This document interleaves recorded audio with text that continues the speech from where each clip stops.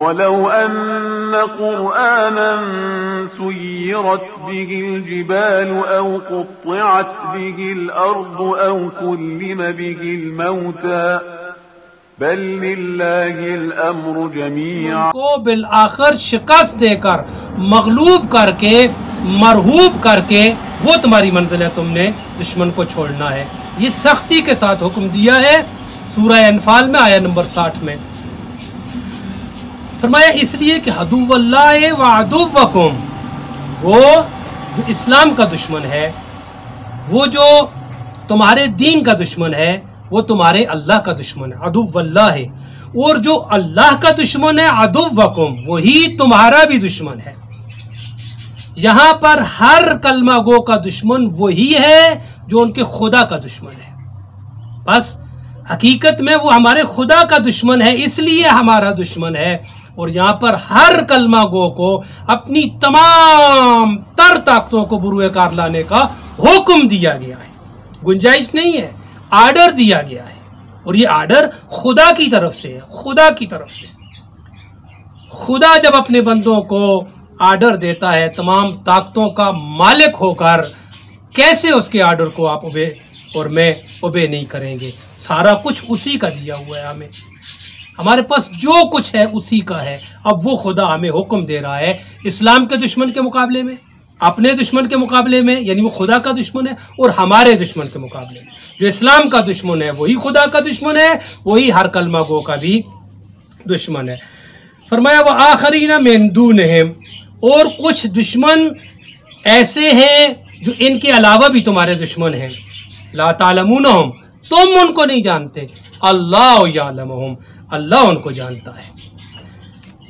इस्लाम के खिलाफ जितनी साजिशें हो रही हैं, हमारे दुश्मन को मुख्तलिफ रंगों में रखा गया है, मुख्तलिफ भेसों में रखा गया है, मुख्तलिफ शक्लों में रखा गया है। शायद अक्सर औकात हम दुश्मन की किसी एक शक्ल को देख रहे होते हैं, बहुत सारी शक्लों में दुश्मन हमारा काम कर रहा होता है।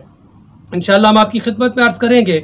फरमाया वमा तुनफिकू मिन शैइन फी सबीलिल्लाह, और तुम इस अल्लाह के रास्ते में जो भी चीज़ खर्च करोगे, अब क्या खर्च करना है? सारा कुछ खर्च कर, अपनी ताकतें खर्च करनी है, अपनी औलादें खर्च करनी है, अपनी नामूस खर्च करनी है, माल खर्च करना है, दौलत खर्च करनी है, अपनी हर चीज़ अल्लाह की राह में खर्च करनी है दुश्मन के मुकाबले में।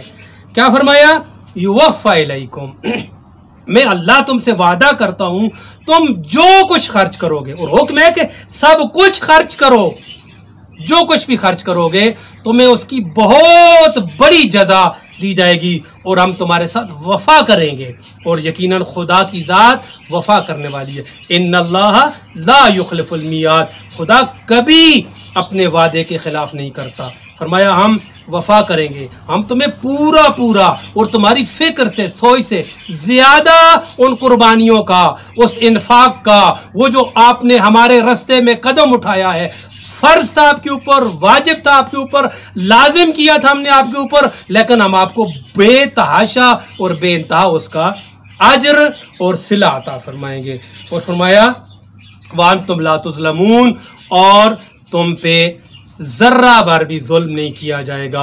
आप देखेंगे हमारी बारगाह में जो कुर्बानियाँ आप देकर आए हैं हमारे इस्लाम के लिए, जो खैरात आपने की है हमारे दीन के लिए, जो कुछ आपने लुटाया है, और बस तकरार ना करूं, अर्ज किया सारा कुछ लुटा दो। आइदू लहुम मस्ततातुम मिन कुव्वतिन व मिन रिबातिल खैल तुरहिबून बि अदुव्वल्लाह व अदुव्वकुम, और कहा दुश्मन को शिकस्त तक तुमने बिल्कुल नहीं छोड़ना और कोताही नहीं करनी।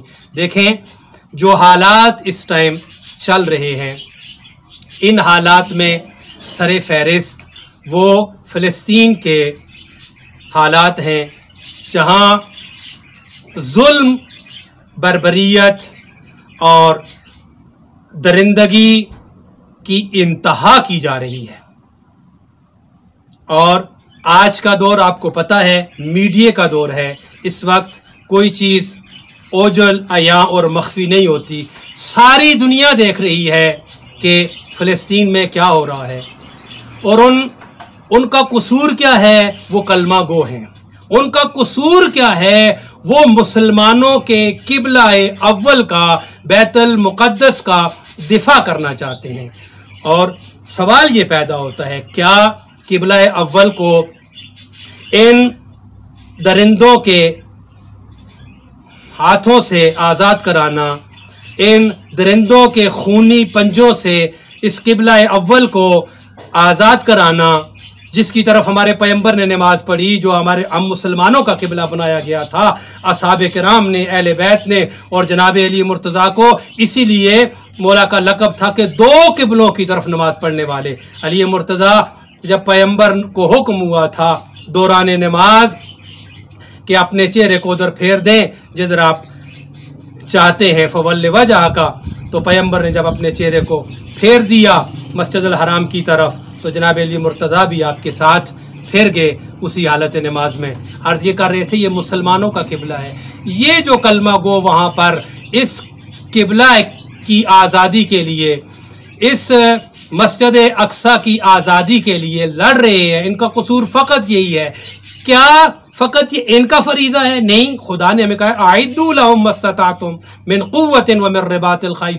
तुमने इस्लाम के दुश्मन के खिलाफ अपनी तमाम ताकतों को इस्तेमाल करना है।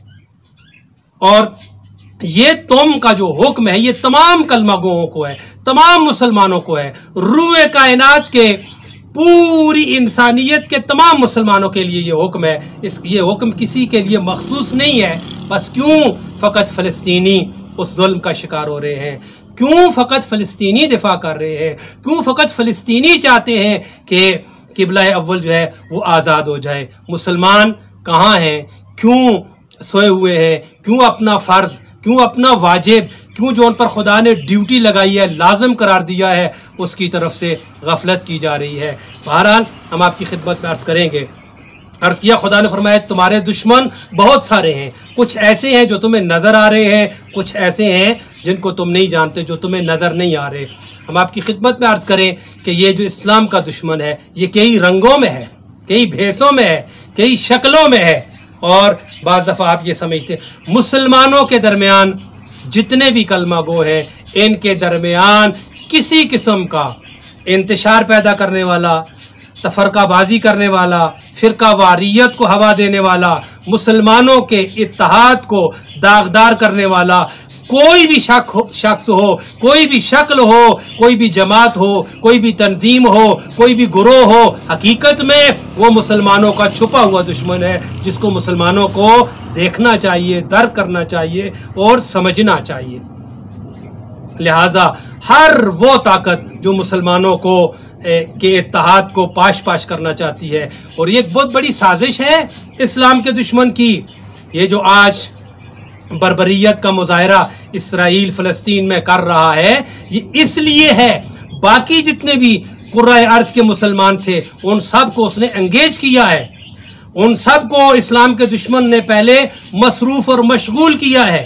बहुत सारे मुसलमानों को ज़बान के नाम पर, इलाके के नाम पर, मज़हब के नाम पर, फ़िरके के नाम पर, मुख्तलिफ इलाकाई, मुख्तलिफ ज़बानी, लिसानी, कौमी, मजहबी तफरीक़े और उनके दरमियान ये तबका बंदियाँ पैदा करके मुसलमानों को मुख्तलिफ गुरों में तकसीम करके एक दूसरे के साथ के मुकाबले में ले आया है, एक दूसरे के साथ अंगेज कर दिया है, ताकि मुसलमानों की सारी ताकतें मुसलमानों ही के खिलाफ इस्तेमाल हों।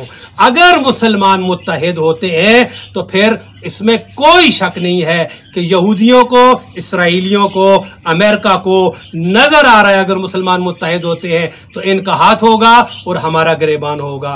बस मुसलमान अपने छुपे हुए दुश्मन को पूरे तौर पर ट्रेस करने की और समझने की कोशिश करें और ज़रूर इस बात को समझें। मैं अब इशारा नहीं करता उन तकफीरी जमातों की तरफ, उन फसादी मुल्लाओं की तरफ, उन लोगों की तरफ जो मुसलमानों के दरमियान मुसलमानों का लिबास और मुसलमानों का लिबादा ओढ़कर इसी इस्लाम को अंदर से खोखला कर रहे हैं और दुश्मन के आलायकार बने हुए हैं। बहरहाल आपकी खिदमत में ये अर्ज़ करना ज़रूरी है। आप देखें कि फ़लस्तीन के मुसलमानों की नुसरत हर मुसलमान पर, हत्ता कश्मीर के मुसलमानों की नुसरत हर मुसलमान पर फ़र्ज है।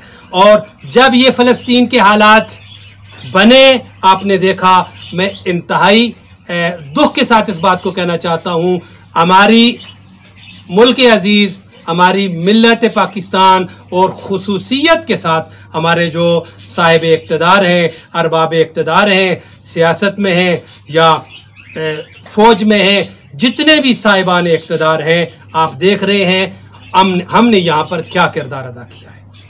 ये बड़े अफसोस की बात है जब ये हालात कशीदा होते हैं, कॉम्प्लिकेटेड होते हैं, ख़तरनाक होते हैं, पेचीदा होते हैं। दुश्मन हमारे लिए इतनी पेचीदगी और कशीदगी क्रिएट करता है। इस हालत में आप और मैं देख रहे हैं कि पाकिस्तान के हालात क्या हैं, हमारे हुक्मरान किस रद्द अमल का इज़हार करते हैं, हमने फ़लस्तीन इशू पर आज तक किस खुसूसन इन हालात में किस रद्द अमल का इज़हार किया है। ये इंतहाई अफसोस की बात है।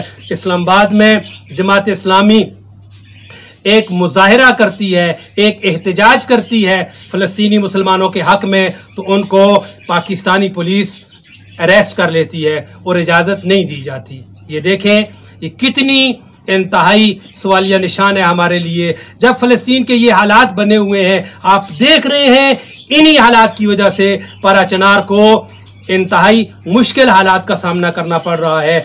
वहाँ जंग की एक शदीद कैफियत पैदा कर दी गई है ताकि मुसलमानों की सोच को मुतफर्रक किया जाए, तकसीम कर दिया जाए। आप देख रहे हैं, फ़लस्तीन से तवज्जो हटाने के लिए पाकिस्तान के अंदर दाखिली हालात ऐसे पैदा कर दिए गए हैं।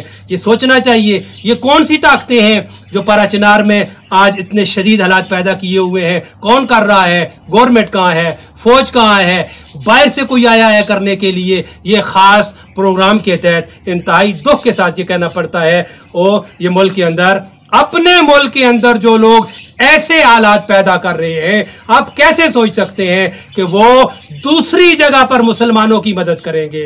वो दूसरी जगह पर अपने फरीज़ा कुरानी को अदा करेंगे कि अपनी तमाम ताकतों को बुरूए कार लाते हुए दुश्मन के मुकाबले में खड़े हो जाओ और अपने मुसलमान भाइयों की मदद करो। लिहाजा ये इंतहाई पाकिस्तान के जो हालात हैं इंतहाई कशीदा हैं, और यहाँ पर सियासी हालात इंतहाई कशीदगी की तरफ जा रहे हैं। अभी जो नए हालात हैं, हम आपकी खिदमत में शायद ज़्यादा ना अर्ज़ कर सकें, वो इंतहाई ख़तरनाक दलदल की तरफ उनको धकेल के ले जाया जा रहा है। हम नहीं कहना चाहते इस बात को। आप देखें, जब हमारे एक प्राइम मिनिस्टर ने अपनी सीट पर बैठे हुए, हालांकि वो उस सीट का जमहूरियत और डेमोक्रेसी के लिहाज से उसका हक था, डिज़र्व करती थी वो सीट उसको, और वो उसके लिए डिज़र्व करता था, जब उसने ये जुमला कहा एब्सोल्युटली नॉट, तो आपने देखा उसका नतीजा क्या निकला। बस यहां से हमें पूरे तौर पर तवज्जो करनी चाहिए कि हमारा एक इक़्तिदार पे बैठा हुआ एक प्राइम मिनिस्टर जब इतनी सी बात कर दे कि हम आपके गुलाम नहीं हैं, तो उसको इस बात का इतना बड़ा इम्तिहान देना पड़ जाता है, इतना बड़ा नुकसान उठाना पड़ जाता है कि जिसकी मिसाल नहीं दी जा सकती। तो फिर यहां से हमारी हालत, हमारी कैफियत, हमारी जो पोजीशन है वो वाज़े हो रही है कि हमारी दुश्मन के मुकाबले में पोजीशन क्या है। हम इतनी बात नहीं कर सकते, और अगर कोई हम में से कोई क्या करे, अगर कोई एक मुल्क का प्राइम मिनिस्टर ऐसी बात करता है, तो आप देख रहे हैं 2-3 साल से उसके लिए क्या हालात बनाए गए और किस किस्म के हालात का उसको सामना नहीं करना पड़ा। और कसूर क्या था? कहा हम तुम्हारे गुलाम नहीं हैं, हम यहूदियों के गुलाम नहीं हैं, चूंकि हम मुसलमान हैं, हम इस्लामी नुक्ता नज़र से आज़ाद पैदा हुए हैं, हमारी माओ ने हमें आज़ाद जन्म दिया है। हम कैसे एक मुसलमान दुश्मन के, हम कैसे एक इस्लाम दुश्मन के गुलाम हो सकते हैं? नाउज़ बिल्लाह। बल्कि मामला इसके बरअक्स है, ओपोजिट है। जो इस्लाम का दुश्मन है उसको हमारी गुलामी करनी चाहिए, वो हमारा गुलाम है। तो आपने देखा कि उसी तनाज़ुर में अभी जो, मुझे सियासी हालात पे नहीं गुफ्तगू करनी, अभी जो जदीद तर हालात पाकिस्तान में जो पैदा किए जा रहे हैं, सियासत की एक नई जो शक्ल मुतारफ की जा रही है पाकिस्तान में आइंदा इंतखाबात के लिए, वहां पर ये पूरी कोशिश की जा रही है इस्लाम दुश्मन की तरफ से कि हम पूरे तौर पर पाकिस्तान को खरीद लें, पाकिस्तान को गुलाम बना लें और पाकिस्तान को वो एक ऐसी ज़रब लगाना चाहते हैं, एक ऐसा नुकसान पहुंचाना चाहते हैं। अभी जो जदीद प्लानिंग की जा रही है, ये जदीद जो सियासी हालात पाकिस्तान में बनाए जा रहे हैं और इलेक्शन के लिए जो कुछ हालात पैदा किए जा रहे हैं, इसमें दुश्मन ने यह तय कर लिया है कि हमने इस मुल्क को वो नुकसान देना है, वो ज़रब लगानी है कि फिर पाकिस्तान कभी उसका जुबरान ना कर सके और अजाला ना कर सके। लिहाजा यहां पर तमाम मुसलमानों को इंतहाई अक्लमंदी का, इंतहाई बसीरत का, इंतहाई सियासत मदारी का सबूत देना होगा। हम सारे हालात आपकी खिदमत में खोल कर नहीं पेश कर सकते, लिहाजा ये इशारा है पाकिस्तान में अभी जो नए हालात बनाए जा रहे हैं सियासत के हवाले से, वहाँ पर दुश्मन की पूरी कोशिश है कि वो हमें पूरे तौर पर गुलाम बना ले। गुलाम तो हम बहरहाल बने हुए हैं, हम उनके मकरूज इतने हैं कि हम उनकी मर्जी के खिलाफ सांस भी नहीं ले सकते। बहरहाल दुआ करें, हम भी दुआ गो हैं कि ऐसी लीडरशिप आए, ऐसी क़यादत आए कि हम अपने मुल्क को भी आज़ाद कर सकें और जब हम आज़ाद होंगे, हमारा मुल्क आज़ाद होगा, इस इस्लाम के दुश्मन के हाथों से और हथकंडों से महफूज होगा, तभी मुमकिन है कि हम किसी मुसलमान की मदद कर सकें, चाहे वो मुसलमान कश्मीर का हो, चाहे वो मुसलमान फ़लस्तीन का हो, चाहे वो मुसलमान दुनिया के किसी कोने का हो। किसी शायर ने क्या प्यारा जुमला कहा था, उखुवत इसको कहते हैं चुभे कांटा जो काबल में तो दिल्ली का हर पीरो जवां बेताब हो जाए। ये इस्लाम की अखुवत है, अल मुस्लिम व अखुल मुस्लिम। ये वो इस्लाम ने कहा कि इस्लाम में सारे मुसलमान उस गुलदस्ते की तरह है, उस एक फूल की तरह है। सारे मुसलमान इस्लाम में उस बिल्डिंग की ईंटों की तरह हैं। ये सारे मुसलमान इस्लाम के लिए कल जसदिल वाहिद हैं, एक बॉडी की मानद हैं, जिसका कोई हाथ है, कोई उसका दूसरा उज़्व है। बस ये सारे मुसलमान इसी इस्लाम के मुख्तलिफ आज़ा हैं। दुश्मन इन आज़ाओं को जुदा जुदा करना चाहता है और आपको पता है बदन से जब कोई उज़्व जुदा हो जाता है फिर वो बेजान हो जाता है, फिर वो अपनी मौत आप मर जाता है। बस दुश्मन को वो काम करने का कतन मौका न दे कि वो किसी भी उन्वान पर मुसलमानों को एक दूसरे के खिलाफ इस्तेमाल कर सके। मुसलमान सारे एक ताकत हैं, ये जसद वाहिद है, ये उम्मत वाहिदा की मानद है। इनको फिक्र करनी होगी, इनको सोचना होगा और इनको पूरे तौर पर तवज्जो करनी होगी कि हम वो अपना फर्ज कि मुसलमान जहां भी मुश्किल का शिकार है वहां पर हम अपना फर्ज, उसकी मदद करने के लिए अपना फर्ज कैसे निभा सकते हैं, उसके लिए क्या रुकावटें हैं, उन सबको दूर करना हमारी जिम्मेदारी होगी। आज ईरान के खिलाफ प्रोपोगंडा किया जाता है बहुत ज़्यादा। आपने देखा मुल्क पाकिस्तान में ईरान के इनकलाब के लिए बहुत प्रोपोगंडा किया गया। हम ताज्जुब से कता नज़र एक बात आपकी खिदमत में अर्ज करना चाहते हैं। आप देखें, यही ईरान था, यही फ़िक्र ईरान थी, यही इमाम खुमैनी थे जिन्होंने ये फरमाया था कि सुन्नी और शिया ये इस्लाम की दो आंखें हैं, जिन्होंने ये ताबीर फरमाई थी सुन्नी और शिया इस्लाम के दो हाथ हैं। तो बस सुन्नी और शिया को इस्लाम की दो आंखें कहना, दो हाथ कहना, दो ताकतें कहना, दो परों से ताबीर करना, ये दुश्मन के लिए बड़ा सख्त था। लिहाजा हमें इस बात को समझना चाहिए था, हम सुन्नी हों या हम शिया हों, हम इसी इस्लाम के हाथ हैं, हम इसी इस्लाम के ताकतें हैं, हम इसी इस्लाम की आंखें हैं, दोनों सुन्नी और शिया। और आज हम इसीलिए कहा जा रहा है, आज हम हाथ बांधने पर और हाथ खोलने पर एक दूसरे के साथ उलझे हुए हैं। न फकत उलझे हुए हैं, लड़ रहे हैं, कुछ तो खून तक जा रहे हैं और इमाम बारगाह महफूज नहीं है, मस्जिदें महफूज नहीं है, कोई मुकद्दस मकाम महफूज नहीं है, कुरान महफूज नहीं है। ये क्यों? ये वो छुपा हुआ दुश्मन है जो मुसलमानों के दरमियान काम कर रहा है। और देखें, ईरानी फिक्र को देखें, ईरान ने क्या जवाब दिया, कहा तुम हाथ बांधने और हाथ खोलने पर लड़ रहे हो, जबकि तुम्हारा दुश्मन तुम्हारे हाथ काटने का सोच रहा है। बस इस फिक्र को लीजिए और हमें ये फिक्र बहरहाल लेनी चाहिए। हमारे अपने लीडर्स, हमारे अपने रहनुमा, हमारे अपने जो बुजुर्ग कायद थे, उन्होंने हमें ये दर्स दिया था। अल्लामा इकबाल ने फरमाया था, तैरान होकर आलम मशरक का जनेवा, शायद कुर्राए अर्ज की तकदीर बदल जाए। ये बहुत बड़ी बात थी जो अल्लामा इकबाल ने इनकलाब ईरानी इस्लाम से पहले ये जुमला कह दिया था, ईरान के इनकलाब से पहले। अब इस वक्त यकीनी तौर पर वो हालात बन चुके हैं, तैरान होकर आलम मशरक का जनेवा, शायद कुर्राए अर्ज की तकदीर बदल जाए। अब आप देखेंगे इंशाअल्लाह अमेरिका, इसराइल, इस्लाम दुश्मन ताकतें, बरतानिया, जितने भी हैं, उनकी नजर में फकत ईरान उनको दुश्मन नजर आ रहा है। क्यों? इसलिए कि ईरान उनके खिलाफ उठता है, ईरान उनके खिलाफ एहतजाज करता है, ईरान उनको मुर्दाबाद कहता है, ईरान उनके खिलाफ अपनी ताकतें इस्तेमाल कर रहा है, ईरान बरमला उनको अपना दुश्मन कह रहा है, और किसी किस्म की कोई हिचकिचाहट, कोई खौफ, कोई डर नहीं है। लिहाजा अल्लामा इकबाल ने हमें सही मोटिवेट फरमाया था। आज अगर हम ईरान की इस फिक्र को लेते हैं, ईरान की फिक्र क्या है? मुसलमानों में 100% इत्तेहाद होना चाहिए।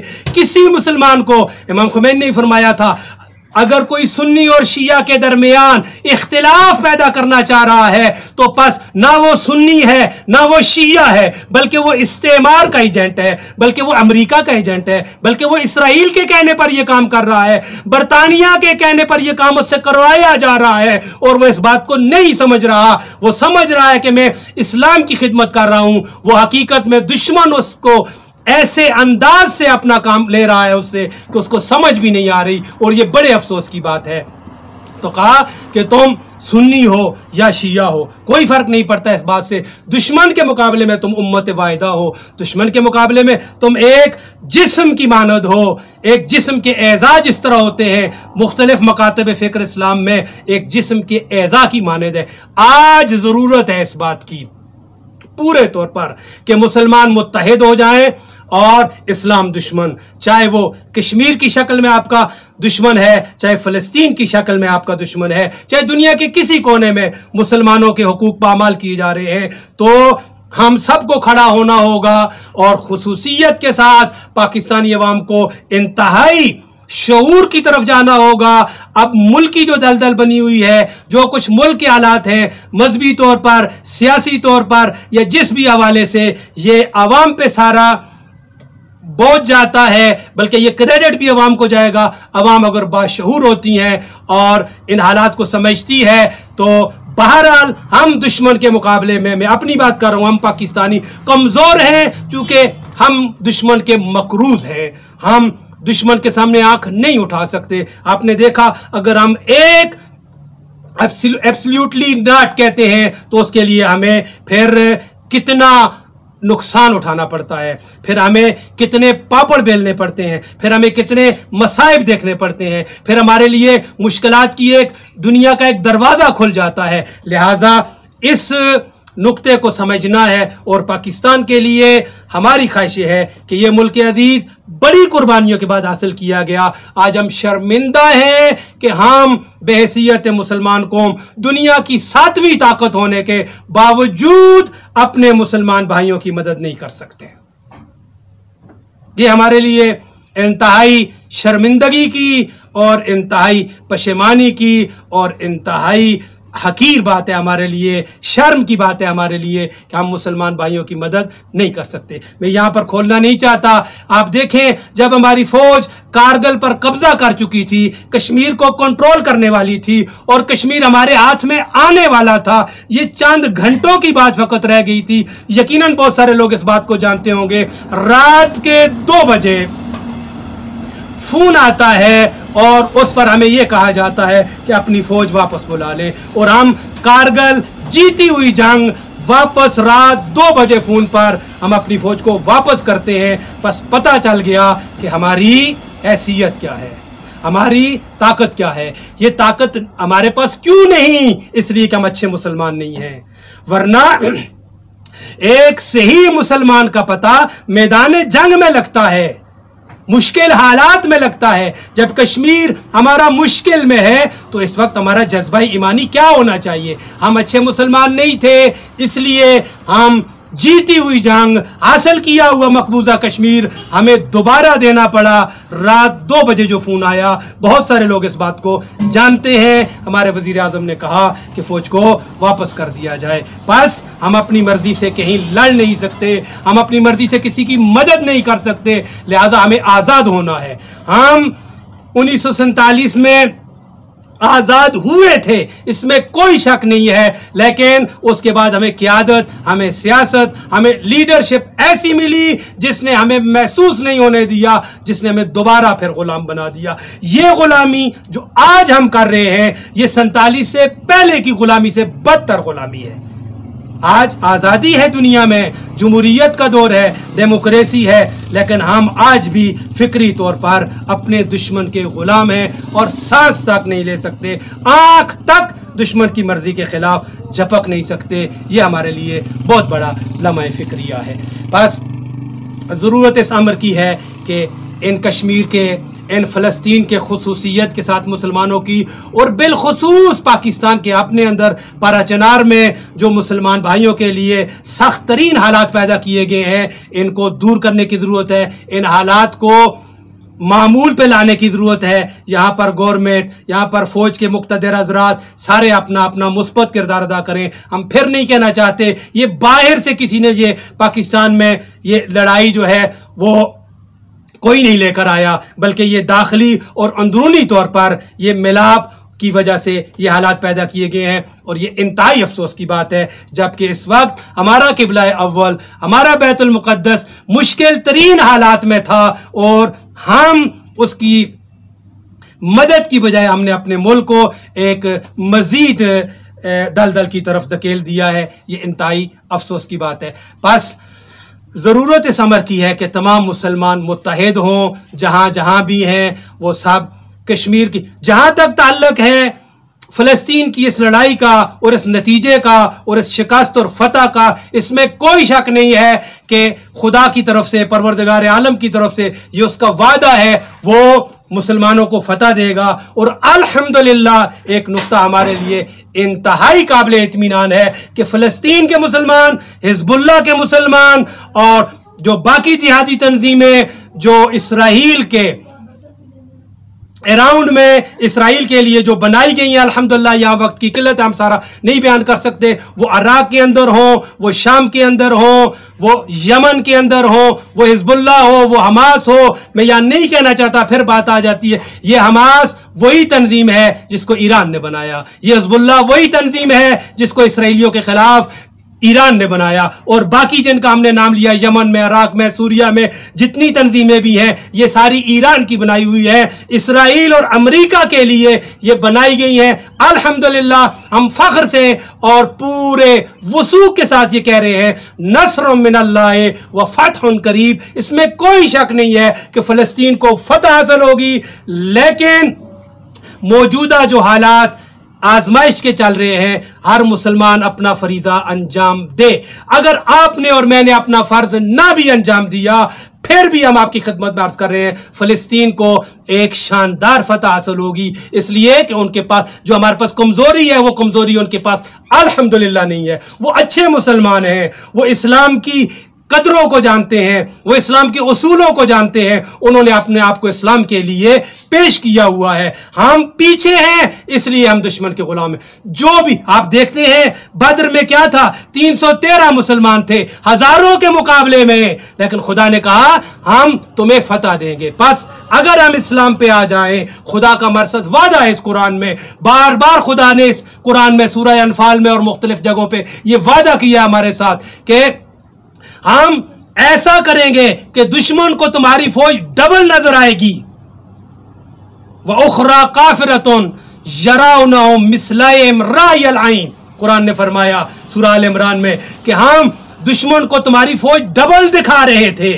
ये वो खुदा है जो हमारी तादाद को दुश्मन को डबल करके दिखाता है। यही वो खुदा है जिसने बद्र में मलाइका नाज़िल करके मुसलमानों की को फतह दी थी। इस अल्लाह का मुसलमानों के साथ वादा है, तुम्हारी तादादों को दुगना दिखाऊंगा, काफरों के दिलों में तुम्हारा रौब पैदा करूंगा, अगर जरूरत पड़ी मैं अपने मलाइका को नाज़िल करके तुम्हारी मदद करूंगा। बस फिलिस्तीन को कभी शिकस्त नहीं होगी। इसराइल शिकस्त खाएगा, यकीनी तौर पर शिकस्त खाएगा। अभी वो जिस मैदान में उतरा है वो जिल्लत और खारी से दो चार होगा, लेकिन आप और मैं ऐसा ना हो कि फिर शर्मिंदा हो जाएं। हम इस मौके पर उनकी मदद करनी चाहिए थी और हमने नहीं की। ये हमारी दुनिया के लिए भी जिल्लत होगी, हमारी आखिरत के लिए भी जिल्लत होगी। और यकीनी तौर पर कश्मीर, फिलिस्तीन और जहां जहां पर मुसलमान है, अगर वो अपने इस्लाम को दुरुस्त कर ले, अगर वो अपने अकीदे को दुरुस्त कर ले, अगर वो अपने अंदर इस्लाम को रासिख और नाफिज कर ले, दुनिया की कोई ताकत